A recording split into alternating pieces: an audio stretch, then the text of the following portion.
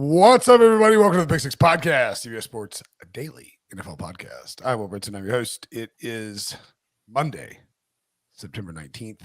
If you were watching the podcast on YouTube, we have gone live after the doubleheader of Monday Night Football games. It could be Tuesday, September 20th. If you're listening to the show, joining me on this very special edition of the podcast, Brian Wilson and John Breech. What's up, boys? These games were blowouts. One was somehow a bigger blowout than the other one. And unless you were fans of the teams that won, I feel like you probably found other things to do after about an hour's worth of action. Breech. It got so bad that I literally offered to go upstairs and help my wife give the kid a bath, which is I hate doing. That's how boring these games were. So, Brinson, quickly, fun fact that the Titans lost. We know that that's not necessarily fun. But as I pointed out to Breech as you were getting your wig on before joining us, the teams that appeared last year in the AFC divisional round in Tennessee now combined 0-4. Ooh. So that was that would be the who are those teams again? It was the Titans, definitely, because they played Nashville. Who was the other team? For sure. Oh God, who was it? I can't remember. I can't for the life of me think about who it was. Oh, that's right. It was the Bengals. And to add to Wilson's statement, there have been 27 teams to start 0-2 over the past 3 years, and none of them made the playoffs. And we now have 3 playoff teams from last year that are 0-2, not just the Bengals and Titans, but also the Raiders. By the way, our good buddy CBS Sports Jordan Tajani in the chat says he is sad. He's a Titans fan. He lives in Nashville. So yeah, he reportedly lives in Nashville. I still haven't seen him. It's been 5 years. Why are you ducking my phone calls, Jordan? No. If there's somebody who's ducking somebody, it's you ducking him. Well, I invited him to a cat cafe and he turned me down. Who wouldn't want to go to a cat cafe? Cat cafe. Maybe that's why he's sad. Is that where you do like you're served cat, or it's like you take your cat to a cafe? You go to one, you'll find out, Brinson. I'm not gonna spoil it for you. I don't think so. Yeah, hard pass. Yeah, hard pass. All right, which is what Kirk Cousins called every throw he made tonight. I mean, Kirby Cousins, primetime Kirby Cousins showed up. Primetime Kirby. Look, PTK baby. Very exciting podcast. If you are an Eagles fan, which I am, unfortunately, our producer, longtime producer, Debo, is a Vikings fan. How'd you take the silver lining lost you tonight, right, Debo? Untrue. I support the best team in the NFC, which would be your Philadelphia Eagles. That's right. Debo told me that the Eagles are the best team in the NFL. I don't think. I mean, look, they're my Super Bowl pick to go represent the NFC. Like it's. Oh, God. Look, at a point tonight, I was happy that the Eagles passed on Justin Jefferson just so we could have this moment against him. Oh my goodness! I will not regret saying that either. You wanted them to take Jalen Reagor. There, Debo. He wanted them to draft Jalen Reagor so they could trade him to the Vikings so he could experience this as well tonight. It feels like you may be riding some kind of high. Like I don't know if it's an Eagles or you may be high. That feels great. I honestly did not believe they were going to win that game, so I feel. Why would you are sort of negative, Nelly? I'm not negative. I'm eternally optimistic. That looks like a very. What kind of chair is that? It looks very comfortable. He's sitting in like a old person's comfortable wheelchair. It looks like it doesn't look like your normal work podcast chair. He can scoot around the house in that thing, no problem. I mean, I tell you what, Devo. Yeah, I've never heard somebody so tired on a show than Devo. Like last night when he would chime in, like he'd be like, "Just nervous about his game. Games, just finish it." It's just like he finally reached. I feel like you sounded like somebody who was like desperately trying to finish a marathon. But this morning, I woke up with a little pep in my step because I knew something was coming. I knew an Eagles win was coming, and also a new addition to the team. That's right. What? That just so happens has great qualifications, deserved this role, but so happens to be an Eagles fan. So I think this is a good time to bring in new producer. I've been trying to get off this podcast for years. It finally happened. Let's bring Billy in. Billy. Yeah. What's up, guys? Everybody who's watching or listening, we have a big Big Six podcast. Welcome to Billy. Billy's our new producer. He's an actual Eagles fan, unlike Fakey McFakerson to my right here. And we're pumped to have you on board, man. Thanks, Will. Appreciate it. Yeah. So it's nepotism when you hire a relative. What is it when you hire a fellow NFL fan that cheers for your team? What is going on here, Debo? You couldn't bring in a Bengals fan? Well, there's no such word for it because there are no. I think it's perfect. I think Debo's got. Most of them can't read. All right, Billy, tell the people about yourself. Before you do, Billy, let me point out that we had a call today at 3 p.m. that Debo, Breech, and myself were on to meet Billy for the first time. Yeah. Brinson, as you will be surprised to learn, listeners and viewers, met Billy literally 2 minutes ago for the first time because I don't do calls. I don't do a call. I just... Breech, what do you think Brinson was doing at 3 p.m. today? I would say I was asleep. Probably you were asleep. I wasn't going to guess. I was taking a nap at 3 p.m. I took a nap like all afternoon. 100% napping. All right, go ahead. Sorry to interrupt, Billy. With horses, but a nap sounds right. No, it's all good. I'm from right outside of Philadelphia, Pennsylvania. Diehard Eagles fan, Philly sports fan through and through. Spent a little time at ESPN the past few years, and now I'm here at CBS, ready to work with the guys, ready to make some good content. So, shout out to Matthew Kelly. Chat. Let's see. Somebody says, "Poor Billy, run while you can." This is the happiest you'll ever see Billy on the podcast. Yeah. Take a screenshot of Billy's face right now because it is. By the way, down there, before, next to Brinson, after. I know Debo used to be Devo's like, I know he looks like he's 47. He's actually only like 28. Like he's 2 weeks older than Billy, and he looks like he's your grandfather, Brinson. I know. Oh my god. No, we're kidding. We have a good time around here. It'd be fun. Are we? I was very tired. I don't know what to tell you. Anyway. No, Sean Ryder asked in the comments, Debo the new super friend. Debo is getting the heck out of Dodge. You will not see Debo ever again. Ever again. Debo's going. Well, that's not true. So Debo has moved. Debo's success on this podcast. Is that what he told you? It's not true. To trampoline himself into a promotion.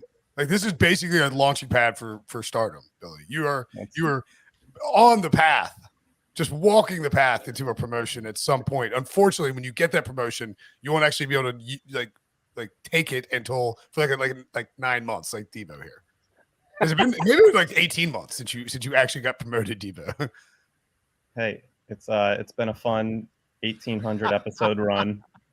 The baton is being gracefully passed. I do like that the baton is being passed.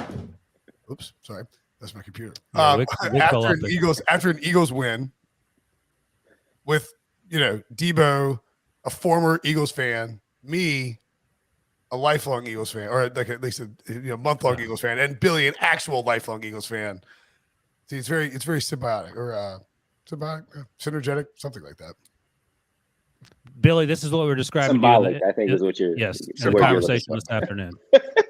This is your future, my man. Here's to you, Billy. Cheers. We should have set Brinson's wig on fire, and the door hit you on the way out.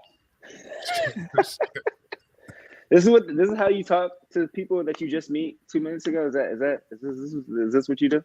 It gets worse. Oh yeah, usually yeah. Me, standard talking. Yeah. Oh god. Oh yeah. You see, I talk to people I've known for a long time. Oh boy. All right. Well, actually, so Billy, you have to do what Debo usually does, which is pop on and give some Eagles analysis. What were your thoughts about the Eagles in this Monday Night Football game? It was a great game, to be honest. Jalen Hurts showed me a lot. Starting out the game, I think 11 for 11. He played really well. He showed that he could see the field. I think he missed a few throws that I just felt like, him going through his progressions. I just feel like you got to see, Devontae Smith on the corner route when he was in the slot or the out route on the slot. I just feel like you got to hit him in that moment. That's just a rhythm throw that he has to get better at seeing. But the defense obviously stepped up. Darius Slay, big play Slay. He's that guy, man. He's a Pro Bowl guy. He might be the best cornerback I've seen in the Eagles uniform in a long time since Lito Shepherd and those guys. So great performance by them though. Yeah, I mean, I think Debo, when you look at my Eagles and their chance to win the NFC, like you have to think that, like, okay, because my whole take was that they're deep on both sides of the ball at key positions, similar to 2017, and I think that kind of showed up today too, right? Like you see what they're able, like the Vikings were the hot new bell of the ball after they beating Green Bay in week 1. Oh, Kevin O'Connell is like, that's why the Rams stink. Like, look how good their offense is. And they hold them to 7 points. Now, granted, primetime Kirk Cousins, are you feeling comfortable with your Vikings only scoring 7 points? Stop this nonsense. I'm not super comfortable. I love playing the underdog role as a lifelong diehard Eagles fan. Just checking the odds now from our friends over at Caesars. They are now the second favorite in the NFC and fourth overall favorite to win the Super Bowl at plus 1,300. Good for Brinson Super Bowl draft odds. Plus 500 to win the NFC, just behind the Tampa Bay Buccaneers, a little bit ahead of the defending champion Rams and the Packers, who have won 13 games for the past 3 years. It's a wild rise. We knew that this rise was happening throughout the offseason. A day before the season, they finally became the division leader to win the NFC East. This rise is a little unexpected, but I wasn't thrilled with how the defense finished the game last week. Tonight was a picture-perfect Monday night performance. I think it was Jalen Hurts, definitely his best half as an Eagles quarterback. And, they slowed down in the second half and kind of changed the scheme a little bit. But overall, one of his top performances as an Eagle in his 3 years off and on starting.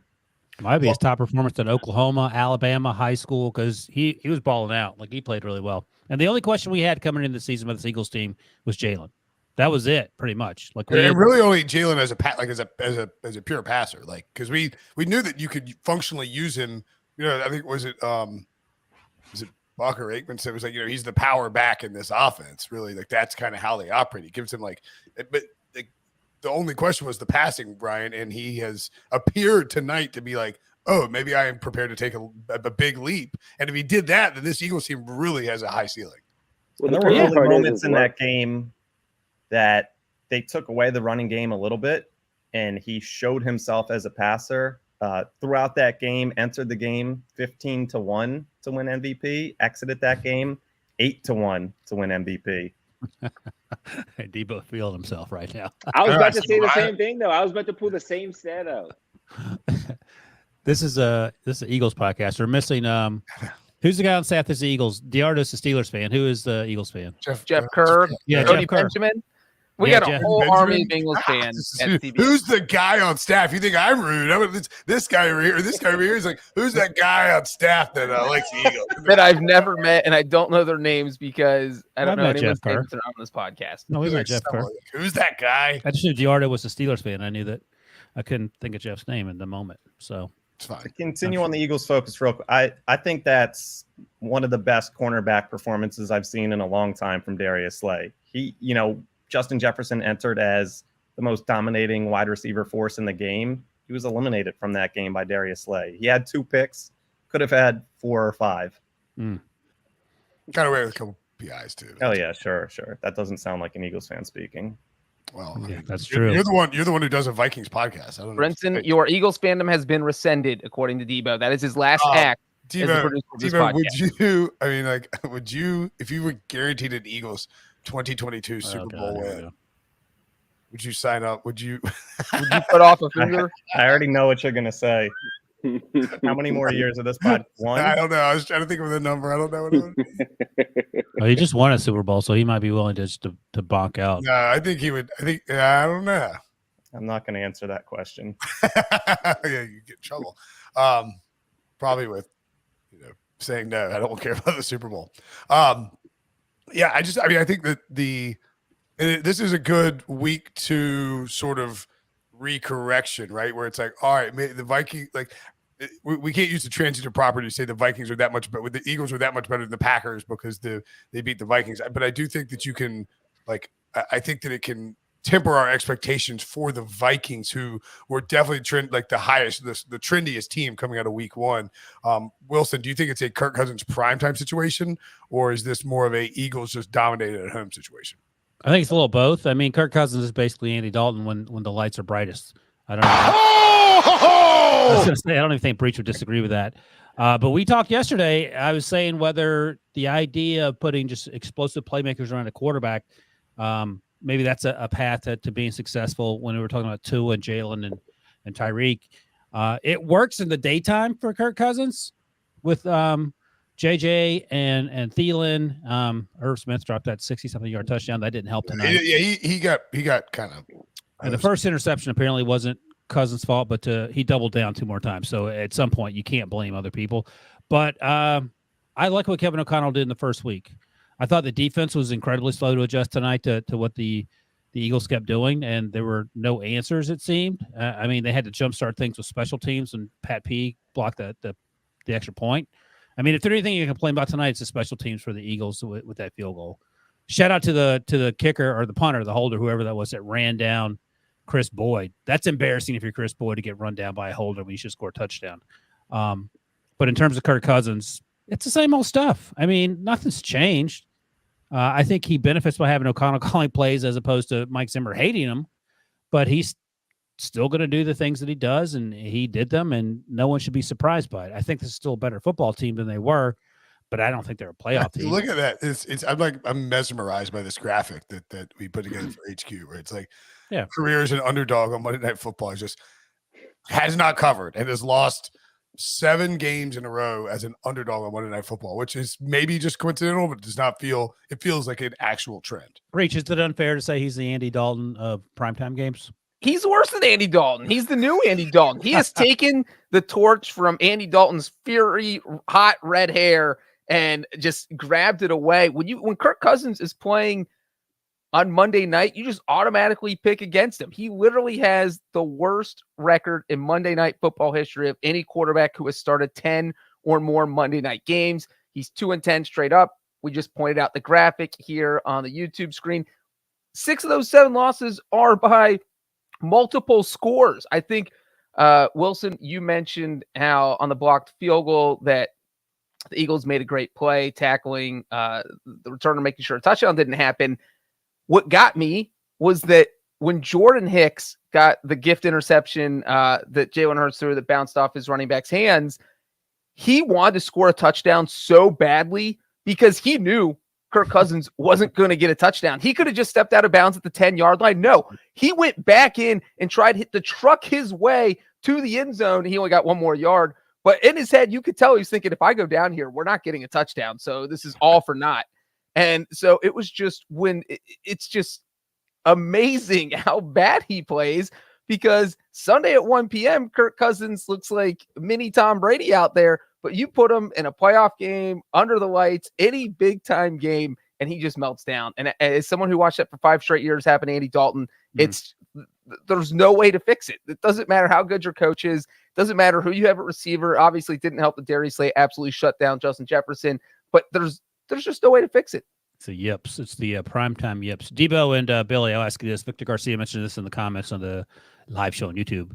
Because you guys are all, doing the gritty in your respective homes. The Eagles just beat Goff and primetime Cousins.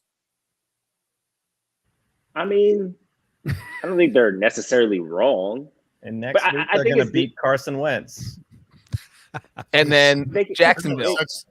They can't control who they play, though. At the end of the day, they got to play who they play. That's true, but I mean, using that logic, the Bengals should have beaten Mr. Trubisky and Cooper Rush. 1,000%. What is happening here? We knew going into the season, though, that the Eagles had one of the easiest schedules in the NFL, if not the easiest, and it's already you got. Let's rephrase. Yeah, we don't do that. I mean, you can say they went on the road in week 1 and beat everybody's old darling sweetheart, the Detroit Lions. People are picking to win that division. The Lions put up. No one's picking the Lions to win the division unless it was you. Wasn't me. That's the Packers. Anyway, but I do love the Lions. Go ahead. You go on the road. Okay, there we go. You go on the road in week 1 and beat the Lions, take care of business, and they dominated them. And yes, the Lions stormed through the back door, but it was a dominant performance by the Eagles. And then you're at home on Monday Night Football against a team that was 1-0 and had just beaten the Packers in week 1 with a brand new coach that's getting praised up, and you snuff out the guy who's considered the best wide receiver.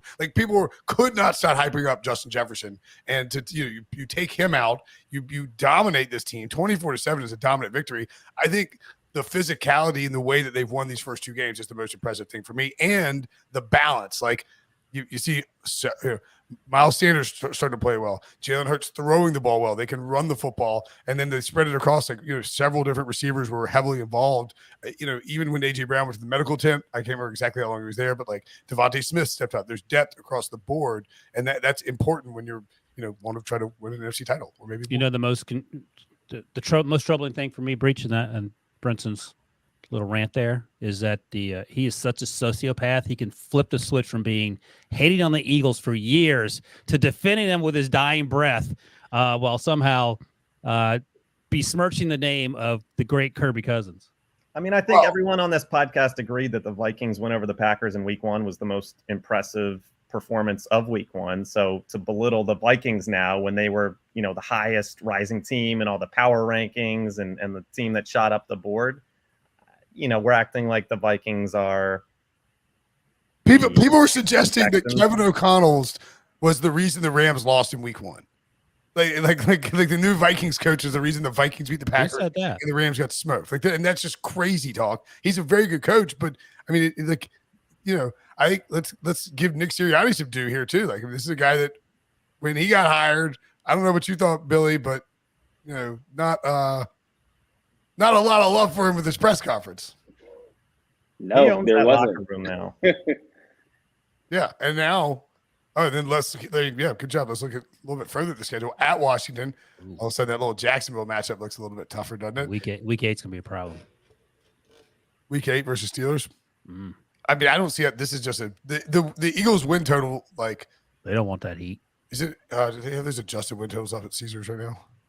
Because, I mean, this team, like, what was the win total? 9.5 before the season, I think. Yeah.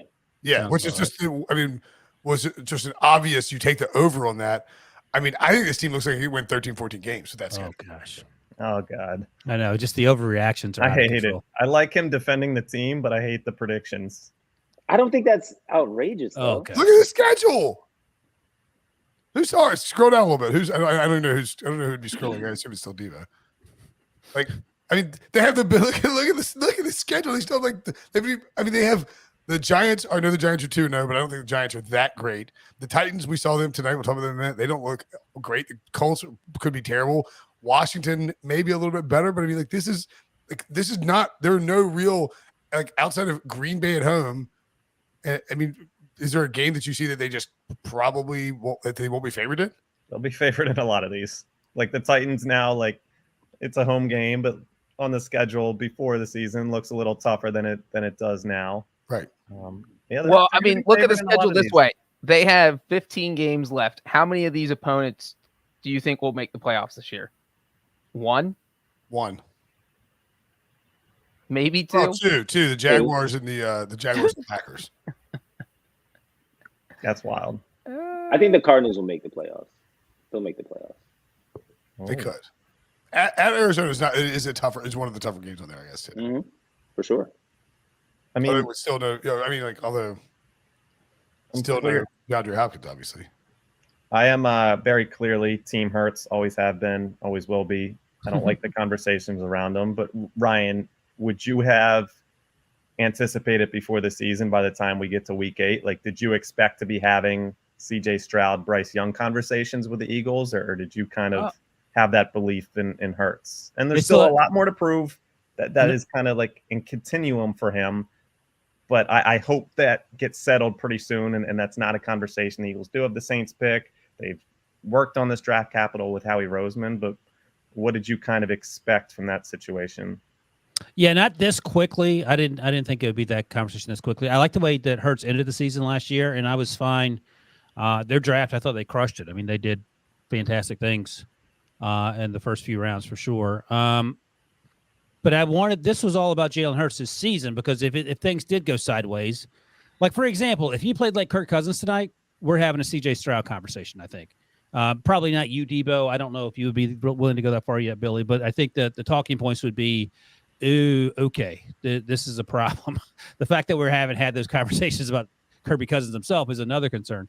But when I've been talking about predicting the Eagles to win the NFC, because I actually did that with my predictions. I would say that stuff on the radio, would say it on here. People in the comments with replies would all be like, Jalen Hurts can't win a playoff game. They don't have the QB. But and we don't know if he can win a playoff game.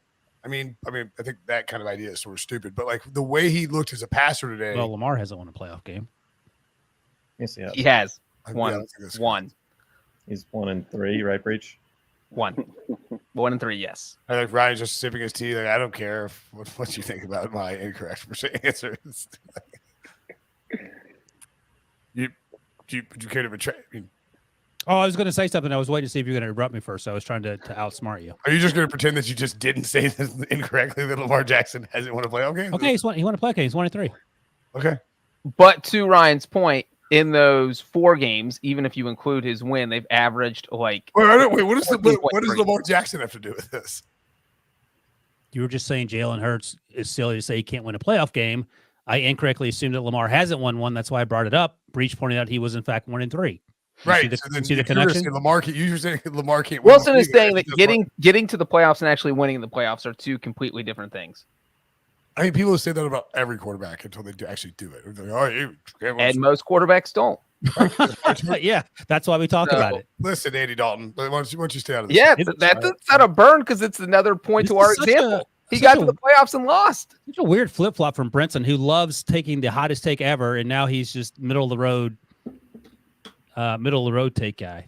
I said that the Eagles. My whole point was that the Eagles were going to take that he was going to take a leap as a passer, and that he would start to win to be a different quarterback and would be capable of winning playoffs. We have to start calling him Luke Brinson for all his lukewarm takes. Ooh, nice! I love it. Yeah. To follow up, Debo's original question. What is happening here?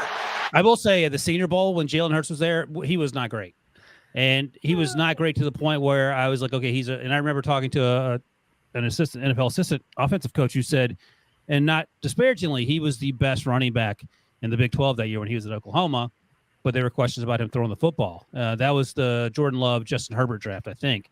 And both those guys were at the Senior Bowl, and both those guys played better during the week anyway.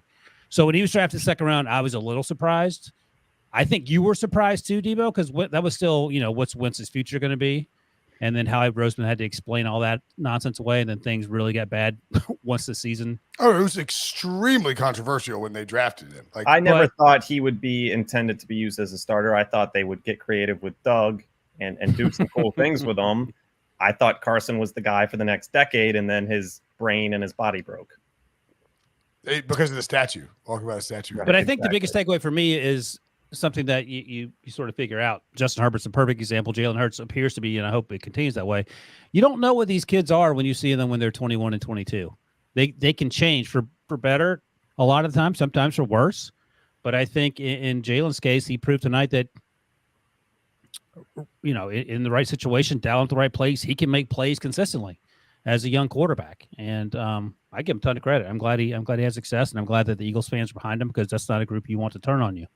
By the way, like his vision and like as a runner on those 2 touchdown runs, it was pretty wild to watch him operate. Like he realized he could like roll back and cut back in on that first one and just drag guys with him. I'm trying to think of the bet, because Josh Allen runs it's like kind of a Cam Newton style runner, but like Hurts is not fragile. He is a power runner. Like he can go through guys, and I don't know what y'all's worry level as Eagles fans are. My fellow Eagles fans, obviously, right. Like what concerned about injury, but Joe Buck was talking about the 600-pound squat thing. Like it doesn't feel like he's, going to get hurt as a runner. You see, Michael Vick was like special when he was in Philly, right? Like he was a special talent. He was really elite, but he was fragile. Like he couldn't take hits. He was also older in his career. This guy Jalen, man, he's like a young stud. He's a bull. He's just stocky, and it's just nothing scares me when I see him running, because I feel like he puts the work in and he prepares, and he gets his body right. And he's still a young guy. Like he can take some of these hits, but I think you saw moments of the game. He knew when to get down, when not to take hits. I think that's something that Mike didn't know how to do, but that Jalen learned pretty early in his career, that, there's some hits that he can take and there's some that he just can't. Yeah, there are a couple times on Monday night where Jalen did exactly that, especially in the second half. He just slid, whether it was 2 or 3 yards short of the sticks or whether it was past the first down marker. He just got down, and I think that's incredibly important now. It's incredibly important going forward, because you have to minimize the hits. And I know that Kyle Shanahan said yesterday, well, Josh Allen runs all the time, and trying to explain away why Trey Lance got hurt on that stupid play call up the middle. I mean, it's not great that Josh Allen takes a ton of hits. Thankfully, and we'll get to it in a second, he didn't have to take any hits against the Titans because the Titans acted like they were playing the Patriots in that snowball when it was 55-0 or whatever. So it was a pretty easy evening for him. But I think Jalen does do a good job, even though he might be the strongest quarterback in the league.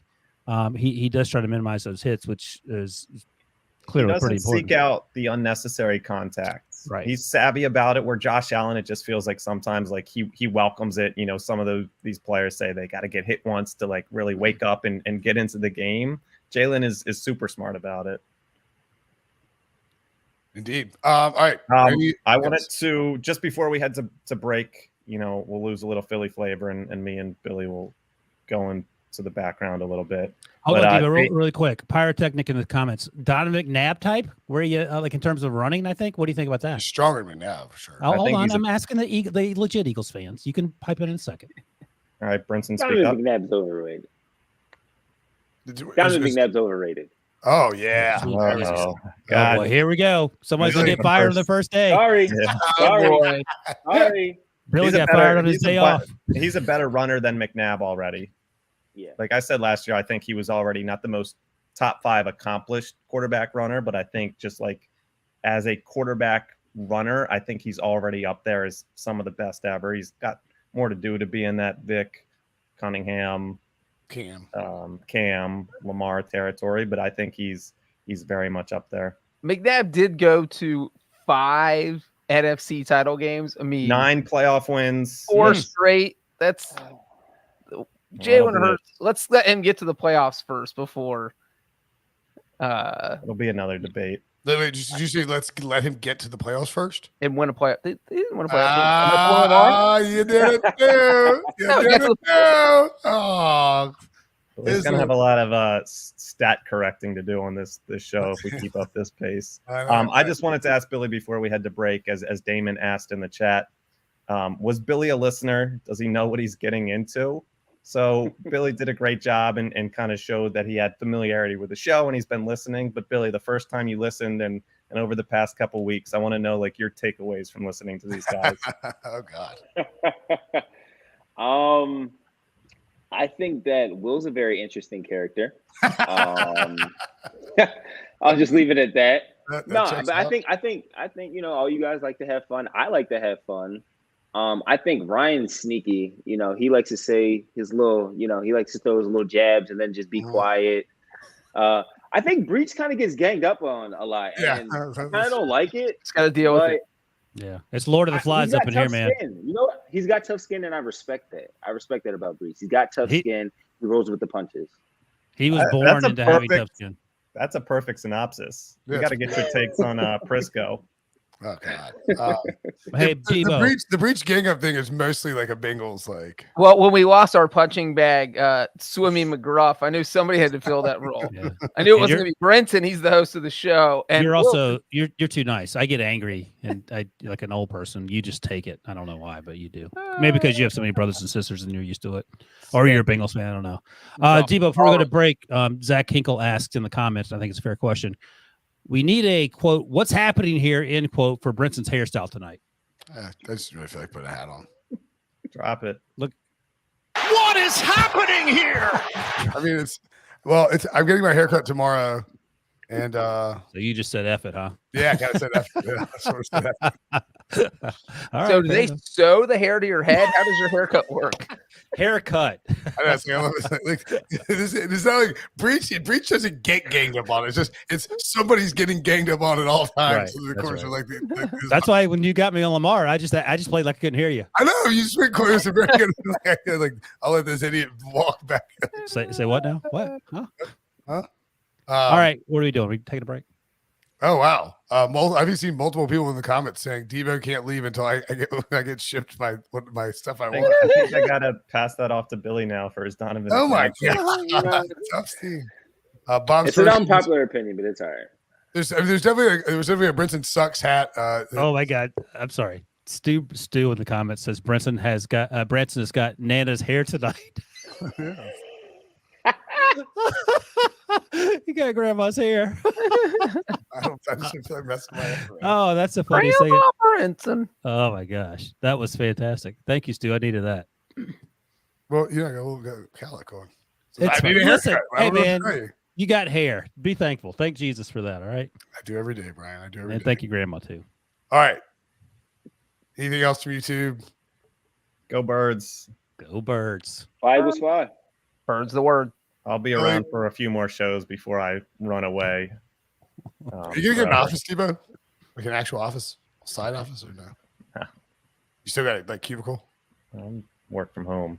Did you get a senior title? Did EK give you a senior title? I'm gonna turn off my cam and mute What? myself now.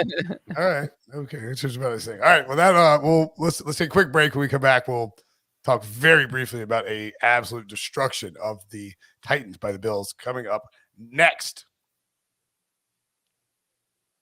All right. The Bills beat the Titans. And buddy, was it not close? God, what a whooping. I was sort of half joking, but it did feel a lot like that Bills, the Patriots Titans game. I think that was 55-0, the Snow Bowl with Jeff Fisher. Oh yeah. That was right. Yeah. It felt a lot like that. This team didn't give up with quite the urgency that team did. But I mean, Ryan Tannehill was out in the early in the third quarter, because it was 500-7, and he kept throwing interceptions. Yeah, no. I'm not. He wouldn't. No, I understand. He was By the way, Malik Willis did not want. He didn't want to be out there either. He No, he took a lick on the first drive. I think he had a fumble later. It was all bad. Yeah, I mean, Case Keenum, played. There wasn't a lot of running. Case Keenum played a lot. Josh Allen. All right, let me ask you this: do you think this is more about the Bills? Yes. Was this more about the Bills or more about the Titans? The Bills. Okay. Like who's going in there and putting up a fight? Like putting up a real fight. I mean, like they went to LA and beat the crap out of the Rams, and the we Bills, don't know. The Bills through 2 weeks have done everything possible to justify their their preseason status as Super Bowl favorites and Josh Allen's status as MVP favorite. I mean, like this looks like a very dominant team. I want to note, by the way, Brinson, you had the Titans covering the +10. Breech and I had the Bills -10. You did have the Eagles at -2.5. Breech and I stupidly had the Kirk Cousins. Also, before moving on, Breech, after dominating last week against the spread, 5-11 this week, dead last. So right where you need to be. I hate to see it. All right, go ahead. Meltdown. It was a meltdown. You see it from the graphic here. The most consecutive games with 4+ total touchdowns in NFL history, including the playoffs. Josh Allen now 4. Peyton Manning above him at 5. All right, let's have this conversation. Let's say you're the Titans. Everyone's on that team except for there are no quarterbacks. You get one pick. Breach, you get the first pick, and the players available are Mahomes, Josh Allen, Justin Herbert. Who are you taking for this? The way team? the Titans are built, I'm taking Josh Allen. Josh Allen would wreck him. I need a more mobile quarterback because you have Derrick Henry behind you. Can you imagine if you had to think about tackling Josh Allen and Derrick Henry? Right. Basically, it'd be a tough 1-2 punch. Like, obviously, any of those quarterbacks would be good. I can't even make a face because all three of those guys are crushing it. I think Josh Allen's the answer. Right? He's playing the best quarterback. You take him over Patrick Mahomes. Listen, that throw he made to Steph Diggs on the slant was amazing in the end zone. But don't forget, we have this recency bias, not on this podcast, but on planet Earth. Don't forget the throw that Mahomes made to the other tight end who's no one knows his name. Justin Watson? Yeah. I mean, 41-yard touchdown on third down. That throw was better than the little bang 8 that we saw tonight, I would say. That's not to take anything away from wrong. Mahomes. There's no wrong answer, but you guys are both on. You were quickly to say Josh Allen. I think right now Josh Allen is just playing the best football of any quarterback. Yeah, I don't know. If you were voting MVP right now today, who would it be? I mean, 2 weeks in, I understand it's ridiculous, but if I had to vote, I would probably vote for Josh Allen. I also feel like he fits Mike Vrabel's personality more. He's got that hard nose, kind of edgy. Are you saying Patrick Mahomes likes to drink drinks out of pineapples and wear a Hawaiian shirt? I'm saying Patrick Mahomes wants to hang out with this head coach and design offensive plays, and Mike Vrabel's not going to do that. Yeah, Mike Vrabel and Josh Allen would be like pounding. Does Ryan Tannehill feel like a Mike Vrabel guy though? Yeah. No, I don't think, and I think Vrabel wouldn't mind if they got rid of him. I think Vrabel likes Tannehill a lot. I think that he would be more than happy to get rid of him. That doesn't mean he doesn't like him. I agree. I think he was hoping Malik Willis would lead a comeback tonight just so he could cut Tannehill tomorrow. I don't know. You know what? The weird thing about both of these you think he's joking? I think that's dead wrong. I think Vrabel loves Tannehill. I don't think he loves him. There was conversation in the offseason about quarterback positions on that team. Go ahead, Breech. I was just going to say, because both of these games were blowouts, is that I thought the Titans, for at least the first half, looked better. This game was more watchable in the first half than the Vikings-Eagles game. Yeah, if that even makes sense. No, it was 7-7 for a while, 7-10, 7-17, and then as we know how it went from there. But yeah, it was relatively close-ish. I really thought that when it was 10-7, and it was 7-7 until there was like 8 minutes left in the second quarter, and the Titans defense just kept doing just enough. It was kind of what they did in that Monday game last year, where they just made big plays when they had to. They stopped Buffalo on fourth down, and then it's just the Bills just overwhelm you. It's just like they keep hitting you with these little jabs, and then boom, they throw an uppercut in there. More little jabs, boom, and another uppercut. By the way, no Gabe Davis, still got dominated. Right. Yeah. The defense was dominant. They lost Dane Jackson. Hopefully he'll be okay. He had to leave in the ambulance when his neck got bent back by a teammate. The defensive backs are playing out of their minds. Tannehill was making stupid interceptions in the second half. At that point you're just pressing and trying to make plays happen. But I get it. And the point I was going to make there is that Vrabel's one of the brighter defensive minds in the game, and they played very good defensively in the first half.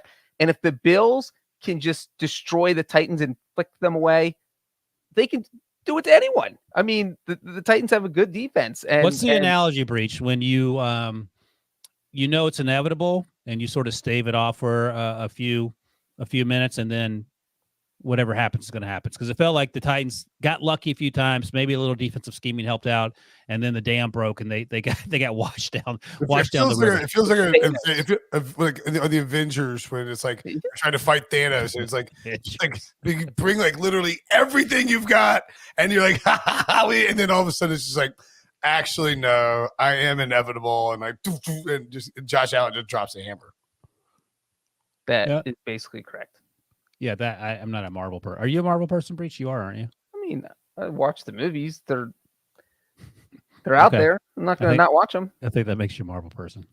Yeah, I know what's going on. I watch them. I know what's going on. I understand every reference. I'm not sure if I'm a Marvel person. That's fine. If you watch the movies, you're a Marvel person. You gave them your money. Right. Completely understood that. Like, I'm not expected to hear an analogy about the Avengers and the Bills. I mean, it's like Thanos said. Thanos like, I'm inevitable. Anyway.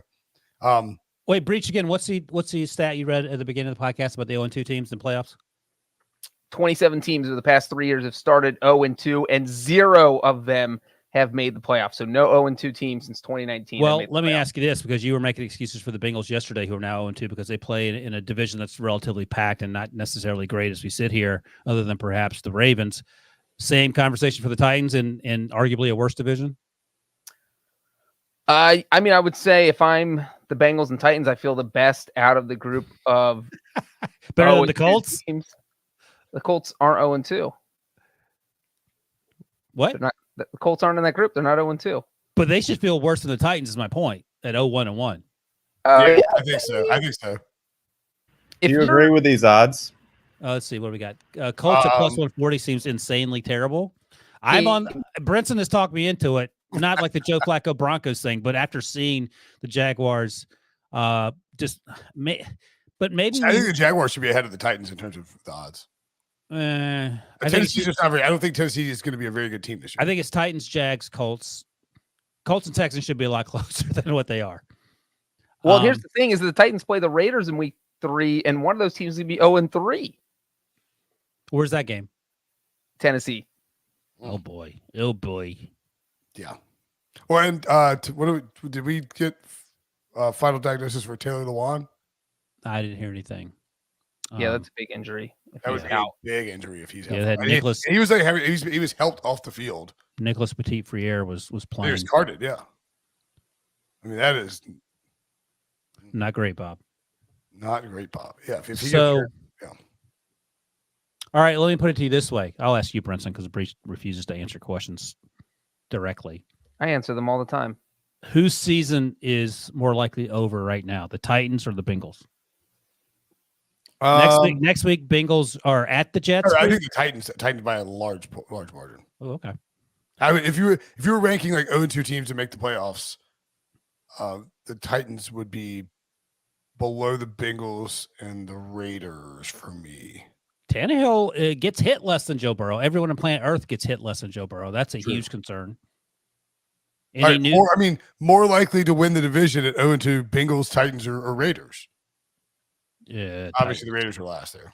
Titans, Bengals. Breech. I think Bengals more likely. I think Bengals more. Well, I don't know, man. That Ravens team is. Well, the Ravens can't rush the passer, so that could be the great equalizer when they face the Bengals. Although, not to bring your daughter up every episode, Breech, but the Bengals could sign your daughter to play edge rusher, and she was sacked to Joe Burrow 5 times in that game. This is true. Yeah, I mean, it's interesting situation that 0-2 teams, they last 3 years haven't done anything, and so now we have 3 playoff teams from last year that are 0-2. Paul Tattoo in the comments makes a pretty good point. Running backs get hit less than Joe Burrow. That's a sad point. Yeah. So here's the question for the Bills: when do they lose their first game? All right, what do we got? I feel like if they get through like the next 5 weeks, that it's going to be going undefeated becomes plausible. I'm going to pick the team that they're likely to be by 50, and that's the team they're going to lose to, and they won't be the Steelers. The Steelers are going to lose by 50. I say they lose at Baltimore. Yeah. Oh, the Dolphins. I'm going to say at Miami. I think they lose that game. I just think they've dominated Dolphins so badly that. Yeah, but that's Mike McDaniel. Don't play that. Like he's different. He wanted his team to get down by 50 points. He said just to see what it's like to come back, and they did. The Bills have scored at least 31 points in their last 3 trips to Miami. Yeah, but I got 2 words for you: Tyreek and Jalen. They don't play defense. They might. They might have to. That game is going to have a big total. It's like 55? 5.5. I guess 55. That's pretty good. All right, so you guys are no on Dolphins? I think they beat the Dolphins. Ravens is where you're at, Brinson? I'm at Ravens where I think they lose first. I mean, Breech on the Ravens? I think they beat the Ravens. So then at Kansas City is the next one? That's likely to be a problem. Those are 3 tough games, by the way. At Miami, at Baltimore, at Kansas City, and maybe through. I noticed you skipped one after the Ravens. Well, I was going to say, please, Lord Jesus, let them get banged up against the Dolphins and the Ravens, and the Steelers have a chance. What happened in Week 1 last season? That game is harder to explain than what happened in Week 1 this season. I mean, if the Bills got to Week 9 against the Jets undefeated, I mean, if you beat the Ravens, Chiefs, and Packers in a span of like 4 or 5 weeks, you are really playing at the peak of your powers. Yeah, but let's flip it around. What if they're 3-3 after? I mean, heading into the Chiefs game. So that would be pretty surprising if they went. No, sorry. They're 4-2. 3-2, right? Is what you're saying? Thinking. Yeah, 3-2. Sorry, thank you. Can't do that. If they're 3-2, they're. Then all of a sudden we're like, oh my God, what's happened? And they'll be like the Chiefs last year, and then win out and go to the Super Bowl. So my point is that it matters obviously, but at the end of the day, the first month and a half, if you're around 500, you're in it. Especially if they drop both of those games, if they drop the next 2 games on the road, it's fine. Yeah, we're definitely. But it's not the end of the world. No, not the end of the world. And that's I think they'll take care of business in Miami. Yeah, I mean, I should probably stop talking about Tua in Miami. Yeah, that's your what's Thanos' kryptonite? Thor's hammer, actually. Oh, is it? How about that? Thor's axe, I guess, technically. And that's made of adamantium? No, it's made on a star. That's a Wolverine joke. I know. All right, anything else on this game? Breech, when will by the way, Malik Willis was the first rookie quarterback to take a snap this season. Wow. Ahead of old Kenny Pickett. Over under Week 8, Malik Willis is the starter. Do the Titans have a bye in there? Yes, 6. It's week 6. That feels like is that too soon? Makes things fascinating. Are there Raiders at home, at Colts, at Commanders? Week 8 They play. lose. If they're 0-5 or 1-4, I could see them. But here's the thing. He looked incredibly raw because he is incredibly raw. Maybe it doesn't matter because they were just so out of it. But let's say you bring him in week 5 against Washington just before the bye. And for the next month, he looks like a rookie. I think the over-under for – I don't think he gets – I think it's the bye week that it happens if they do that, like if they make the change. Yeah, but week 8, you play Houston. I'm saying you're over-under. I'm just saying you're over – the over-under, I would take under. Okay. There's a decent chance they're undefeated. And the other problem is, I guess week 8 without looking at the schedule, but the other problem is week 9, 10, and 11 is Kansas City, Denver, Green Bay. I also really don't think that they want to I feel like they don't think he's ready to go quite yet. I think that's right. So at 0-5, there would be a conversation, but they may. Maybe you guys are right. I think Vrabel likes Tannehill, and I think that he'll try to. I think they'll try to give him the full season as best they can. You're gonna die on that Tannehill. I mean, I have to get in a final Wentz question here, Ryan. Tannehill or Wentz? I'm sorry, who's talking? Tannehill or Wentz? Well, right now through 2 weeks, I'm gonna have to take Wentz, which is actually crazy talk. Over the course of the season, I don't trust either one of those jokers. I'll take Derrick Henry. I'll take Jalen Hurts. Tannehill didn't have Henry for half the season last year and led the team to a number 1 seed. And then what happened? Who'd they lose to? I'm just Devo is feeling himself tonight. He really is. I think Carson Wentz set an NFL record. I don't think Carson Wentz is playing awesome on this Titans team, though. They don't have. I mean, the Traylon Burks, they don't have anything to throw to. Traylon Burks looks okay, but He looked pretty good tonight. No, he was. Well, he did. He looked pretty good, but it's surprising. But yeah, that you can't build an offense around one rookie wide receiver. Right, exactly. Carson Wentz, first quarterback in NFL history to throw for 300 yards or more, along with 3 or more touchdowns in each of their first 2 games with a new team. Yeah, that's why I begrudgingly went with Carson Wentz. I thought Breech was about to set up this horrible stat for Wentz, and then he dropped. I think he wanted to, and then he read it, so he just tried to play it off like it's he also meant to it's kind of damning because you're with your new team. I mean, it's like he's had 7 new teams. What would you just said? You think Wentz would not do well with the Titans? How would Tannehill do with the Commanders? They'd never lose. I feel like he'd be like Alex Smith. Yeah, they'd do well. Yeah. Right. They would lose, but Wentz is playing well, and Tannehill is not working with a whole lot right now. And trading AJ Brown was a bad idea. Yeah, that's exactly. Trading AJ Brown was a terrible. Pay AJ Brown, and you're a lot better this year. Well, AJ Brown didn't want to be there because they wouldn't pay him. So I still can't believe Stephon Diggs had. Now he's on my Eagles team. What can't you believe about Steph Diggs? That he had 148 yards and 3 touchdowns. Yeah, he was a monster out there. All right. That'll do it. It was a blowout game. A lot of content coming your way. Big night transition announcement at the Pick Six podcast. Devo out. Billy in. Out. And we're out for tonight. For Wilson. For Breech. I'm Brinson. We'll see you guys later.